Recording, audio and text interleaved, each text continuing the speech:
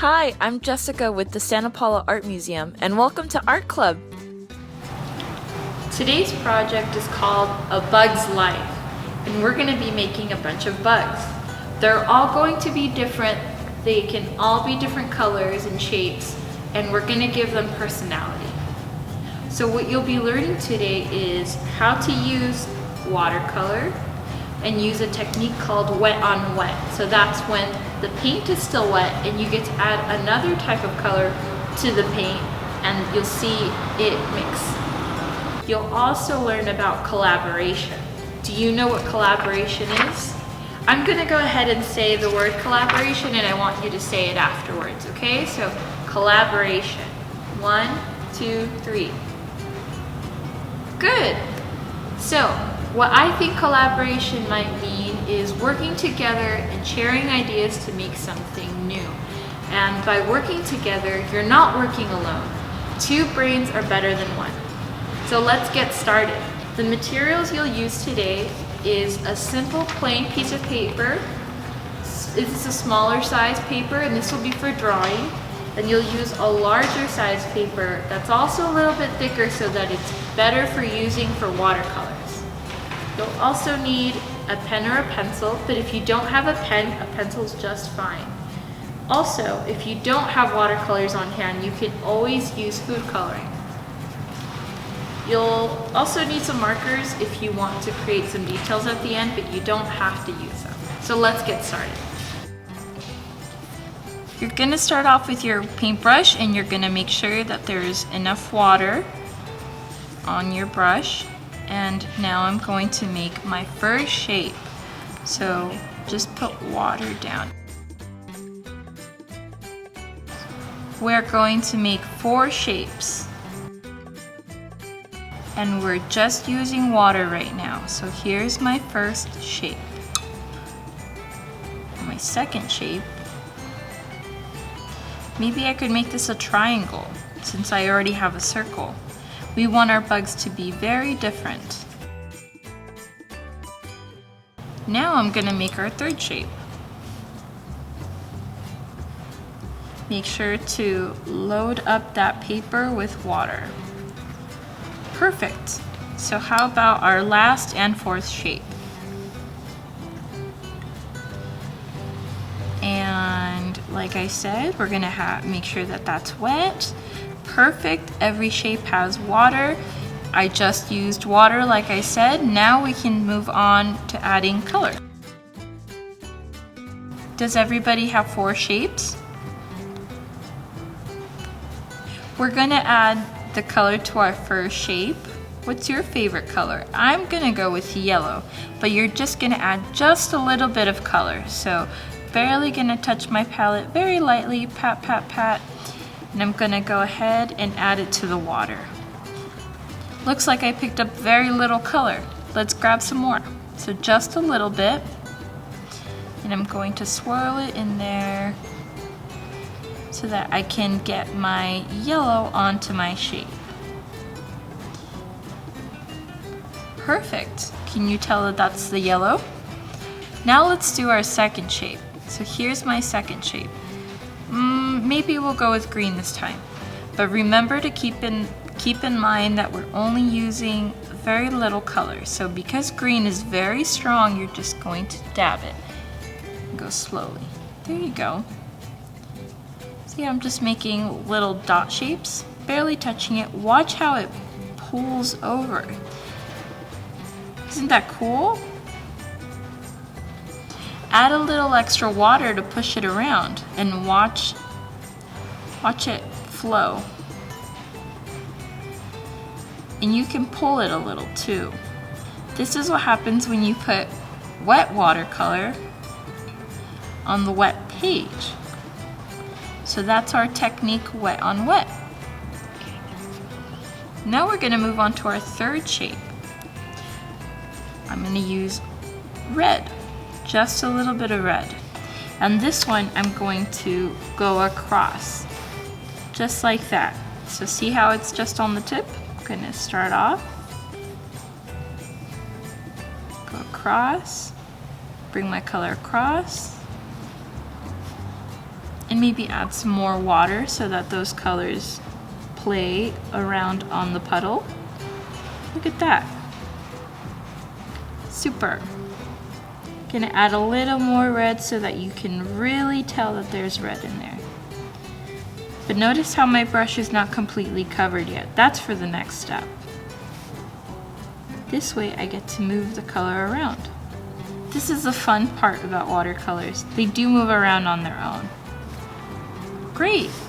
How about our last shape? I'm gonna use some purple. This one I'm going to try experimenting. I'm going to lay my brush flat and maybe even turn it a little. See what happens with the wet on wet. Not so much. Maybe it might need more water, so I'm gonna go ahead and add more water. That seems like it fixed it. So just even adding water on top of the color might move the color around. Look at that. Perfect. Next step, we're going to, since these 4 shapes are still wet, we're gonna go ahead and go in with a darker color and see how they mix and experiment with the colors that are wet on wet. So with the first shape, I'm going to go ahead and use a dark blue. Let's go ahead and get my palette in here. I'm going to go ahead and get the blue and see how my brush is completely covered. We're going to go ahead and just drop it in. See what it does. Look at that. It makes the colors pop. How about our second shape? I'm gonna go ahead and go with red. See how my brush is loaded. I see that there's a little puddle here. Let's see if we can hold on to the color and see what happens. Whoa. It's like it's moving on its own. It's alive. I like how that red does that. Just gonna keep adding. And then how about this red? Make sure that your brush is completely clean. Looks like there's some red on here. Gonna clean that up really good. Perfect. Okay, let's do some blue on my red. And I like how I already did those lines. Remember how I went straight? I'm gonna do it again. See if the colors mix. Wet on wet.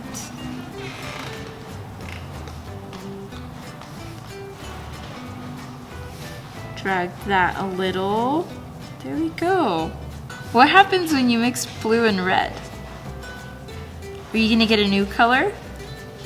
Maybe it's purple. Let's add a little bit more red to that and see if we can get purple.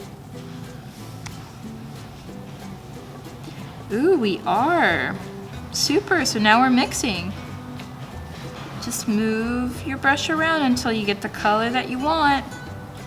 So see how there's still a little there? I can mix it, mix, mix, mix. Looks like it's turning purple. Perfect, look at that. And I'm very lightly tapping. Oh, little splashes, but that might be cool. We can incorporate that into the design too. Our last shape is looking like it might need a little extra water, so I'm gonna go ahead and add some water there. Okay, now let's do our last shape. Now let's do our last shape. This one I might just follow as if I'm like drawing in it. Ooh, and look at that orange and purple mix. That's a cool design and texture we didn't get with the others. But feel free to experiment with your colors.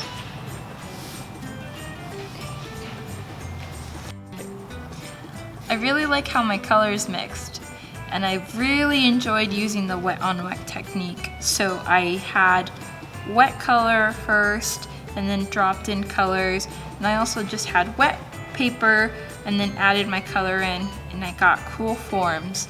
So even though the color is now on the page, we're going to do the next step, and the next step is going to be drawing on the paper. But because it's still wet, we can help it dry. I have some paper here, a little paper towel, and I'm just going to roll it up and start dabbing on the paper to help remove the extra water. And that even gives us some texture to the shape, so we get a new shape. Look at that.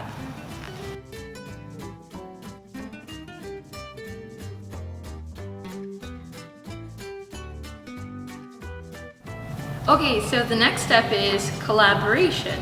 Can we say the word one more time? Collaboration. So that, remember that it means that we're gonna share our ideas and work together. Time to trade your papers, so find someone in class to share with. It doesn't matter if they're done or not. We're just going to have fun making bugs by using the shapes that they made. You can trade with someone and make sure to say thank you.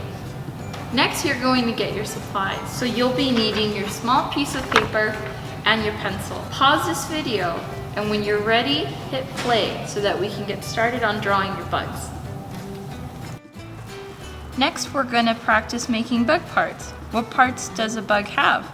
They have legs, heads and eyes, wings, and antenna. I'm going to be using a marker, but you'll be using a pencil. So I'm going to go ahead and make some samples for you so that you can draw some legs, the heads and eyes, wings, and antenna. So for legs, you might want to do some short legs for your bugs. And how many legs does a bug have? They have 6. So 1, 2, 3, 4, 5, 6.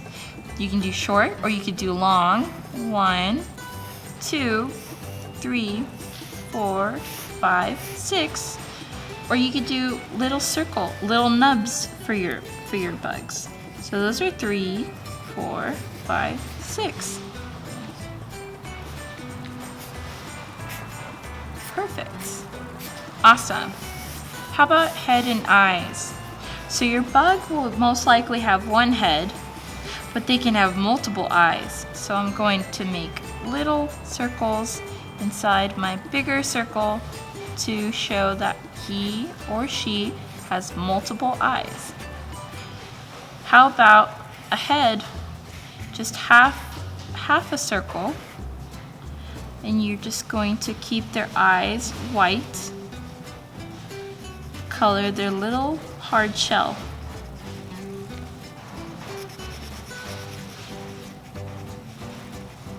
Some bugs have a little darker head, like ladybugs, or they might have a little white shell and have dark eyes.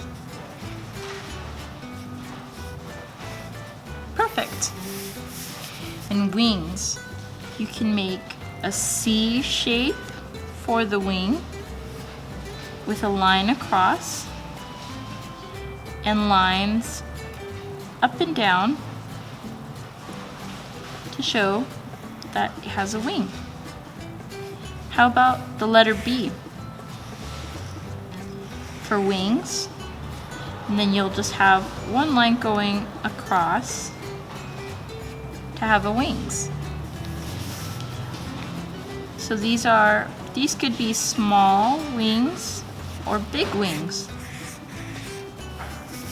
Antenna, you can have 2 little antennas, so they can have short antenna or long antennas, or maybe some wavy, curvy antenna.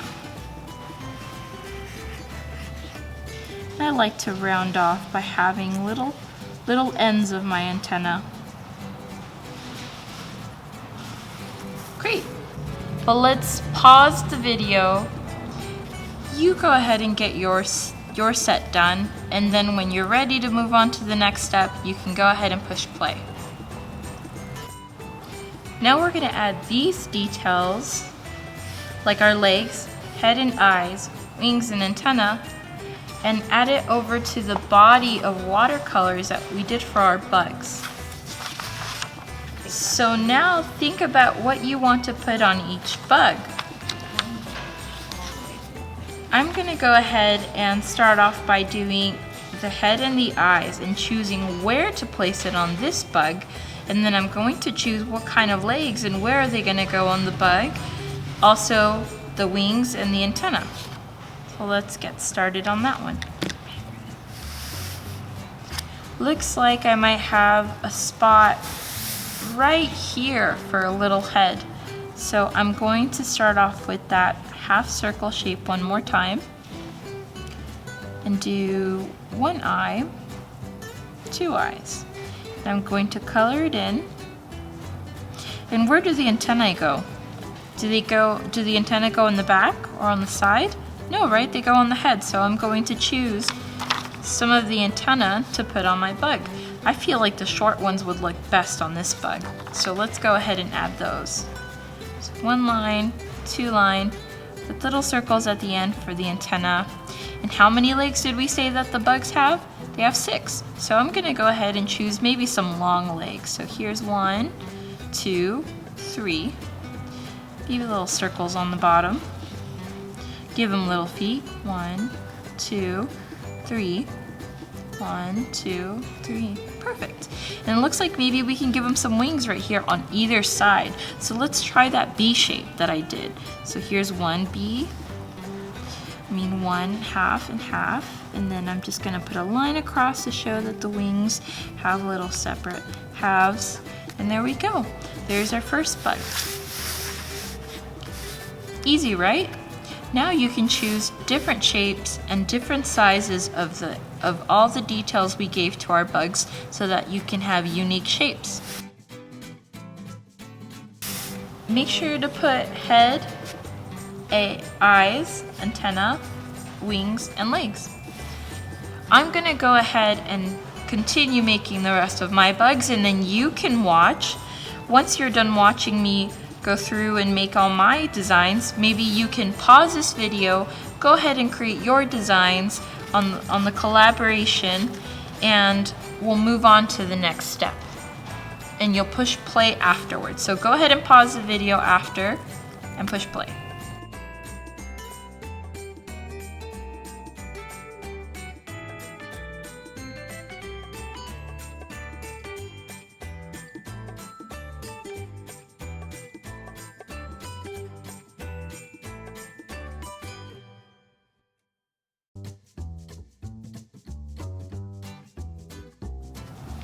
Cool, now that I've finished my bugs, I want to talk a little bit about what I did to create their unique appearances. So first off, on my first bug, I did choose to create a little head right here where it had a little opening, and I gave it some long legs because it fit perfectly on each side. And we also created some simple wings, right? Making that B shape that I talked about. So I was very conscious about what I did here, along with this one right here. So now that I used these features on my bug, I wanted to make this bug a little more different. So I did long wavy antenna, unlike the short antenna. And I also gave him 2 similar little wings. I also gave him very long legs to give him his own personality. Here's the other bug that I really like too, the way he came out. I thought I already did small head, so why not give it a bigger head? So here's the big head, and remember how we talked about the difference between the black and white eyes? I went ahead and did that because I already chose this decision. And I gave him long wings, but also little buttons at the end. And to make it funny, even though he's a bigger bug, I gave him very short legs. And you can count them off. There's 1, 2, 3, 4, 5, 6 little legs. Over here, I did talk about how their heads could have more than one eye, so I went ahead and gave my bug multiple eyes and gave them that B-shaped wings all over again with short little legs on either side, just like this bug. So make sure that your bugs are a little different from each other, and I'm sure they're going to be different from your neighbor's bugs, but you guys can share and observe them as well and take ideas from it. Well, my project's all fun and done.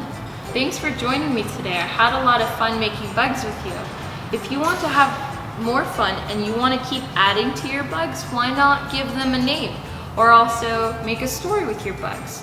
Maybe if you have extra time, use a pencil or markers to add some leaves for your bugs to munch on. Thanks again for making art with me, and see you next time for Art Club.